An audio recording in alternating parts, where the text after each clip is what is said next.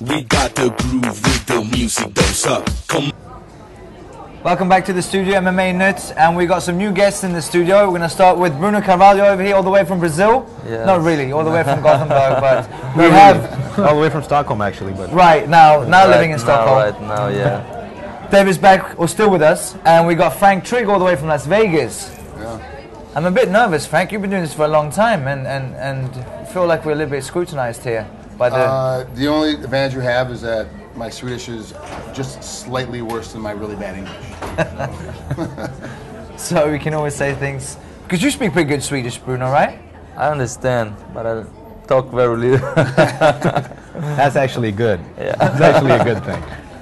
One of the questions is, Bruno, you've trained with Bassam before.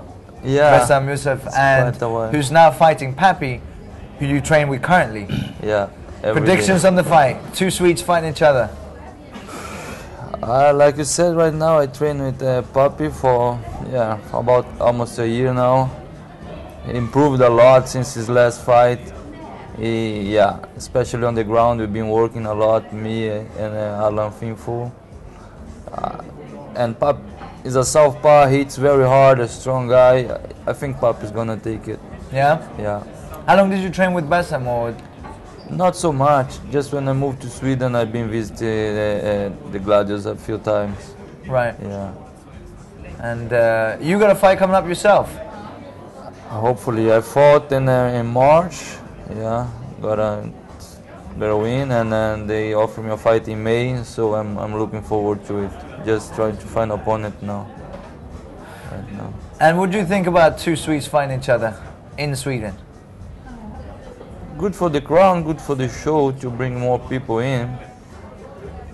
But I wouldn't like to do it. I wouldn't like to fight another Brazilian in Brazil. Which is rare, right? Frank, you've been around in the game for a few minutes. Now, especially when you see the UFC going to different countries, it's rare to see two people from the same country fighting each other. A few minutes? I'm in the sport line even alive. So, yeah, a few minutes. Thanks for making me that young. I don't understand that. I'm from a totally different mindset. Like Americans have to fight Americans all the time. We have to do it in America, and we have to do it in Brazil, and we have to do it in Sweden. It happens all the time. But when other countries and cultures go, oh no, then why should two Swedes fight each other? Because they're next in line. They don't have to hate each other. It's just a business. So they should fight in Sweden because that's where they're at, and that's where it's time for them to fight. And it's just how the hierarchy went, and that's just the ranking system said these two have to fight right now. That's just how it goes. I actually like it when two guys, they're technically locals, are fighting each other, but they're not locals really. They're on the international circuit, international, known. But to put them in their local economy and have them fight in the local economy, it's great. One, for the sport. It brings people in. People want to see these guys fight. It's going to split the crowd.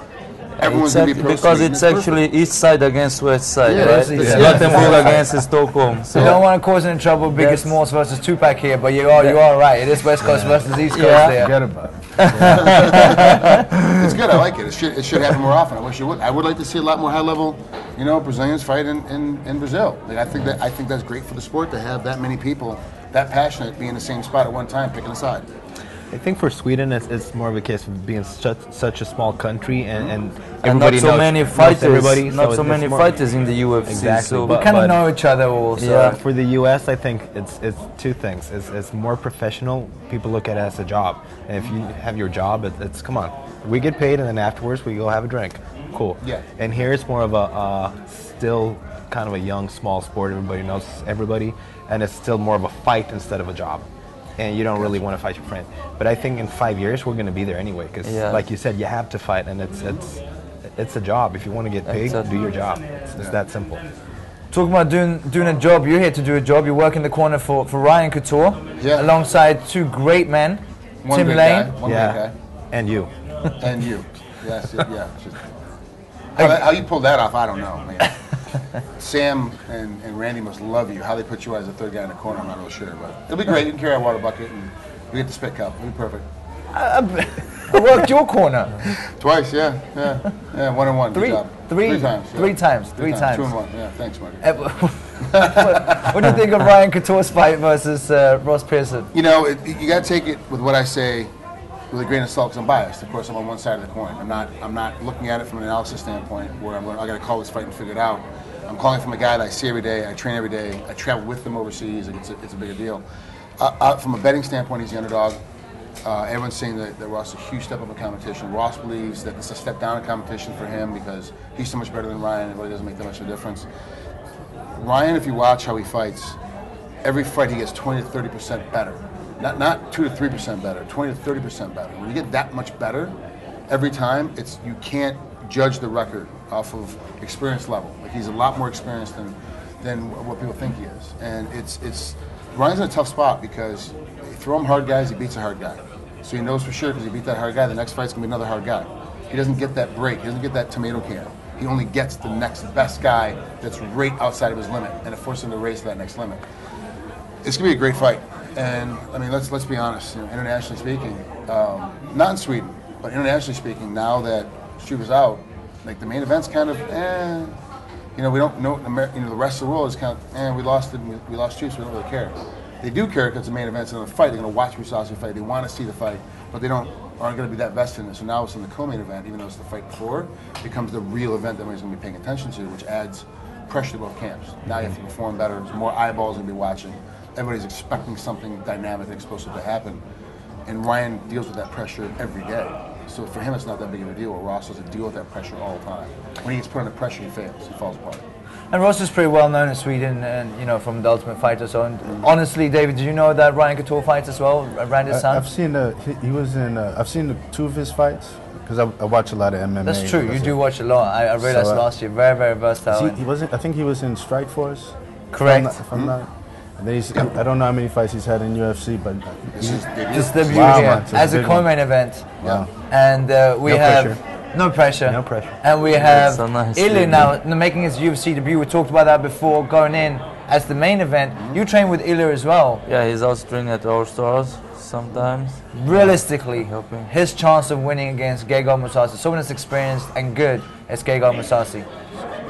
Man, Ilya is very strong, has a very good wrestling. Yeah. I think Valdo knows him more than me. He's got a puncher's chance with a wrestler's clinch. Yeah. Which is pretty good. Exactly. So and he's got to wake up because this is the chance, like we said before. It's a guy jumping on a main event in his country. I think he's gonna be hungry to win that fight. Yeah, that's another difference. Yeah. He's not there for the sandwich. He wants to actually wants to win. Yeah. What do you think, Frank? 7-1, 6-1 underdog, but he didn't have no the line shifted. 8 something. The line shifted again. He doesn't have that 6-week pressure. Well, I've been training for 8 weeks trying to get ready, and every day I'm like, oh my God, I got Mousasi. He doesn't have that. He's like, I got Mousasi. He has 48 hours to think about it. That's it. So does he have a great game plan? No, he hasn't time to put one together, but he has none of the pressure that comes along with it. To him, this is just a ride. Wow, I'm in the UFC now. I was never here before. Look at me. I'm in the main event, and it's in my hometown. This is great. Like everything worked out for him. The stars have aligned perfectly. It's perfect for him. And the only thing that could happen that would make this thing be really, really bad if he gets one punch knocked out. Yeah. Anything beyond that, it's good. It's a victory for him. Yeah. No matter how he loses, if he loses. If he wins, shut up. I mean, the arena's going to shut down. Yeah. It'll be ridiculous if he wins, if he pulls this off. And Mousasi has a hard time with guys that know how to wrestle well. Yeah. Mousasi has a hard time with guys that know how to wrestle in dirty box. And he does. When he gets to clinch, he'll let go. As you're bailing away or trying to push off, he comes out swinging. So you're never out of danger till you're fully out of range.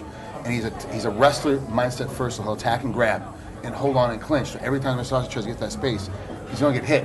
And Mousasi doesn't do well in that kind of position. He's too calm. He won't accelerate. You've interviewed him before. He's just too level-headed all the time. When you have a guy that's always aggressively attacking you, you've got to accelerate at some point. He won't do it. So it's better. Yeah, the betting lines are 7-1, 6-1, 8-1 against, but it's really 3-1, 4-1 because of stylistically, it's so much a better matchup. Yeah. And it's hometown, home crowd. How much is that going to be? You go home and you fight in Brazil, and everyone's cheering for you. You're like, dude, this is. I don't care what's going on. I'm ready to go. It's a big deal. It's going to be a huge deal on Saturday. Before now on Saturday night, we're going to take a quick commercial break. Don't go anywhere. It has been hunted since the beginning of man. It has challenged us to become better, faster, and more determined. Failure is part of the game, but never accepted. But as sweet as it may taste in the end, it's the pursuit that defines those in it. Here's to victory. Next chance to join the chase. Betta live i mobilen. Nu dubblar vi din första insättning. Betsafe.com. In it to win it.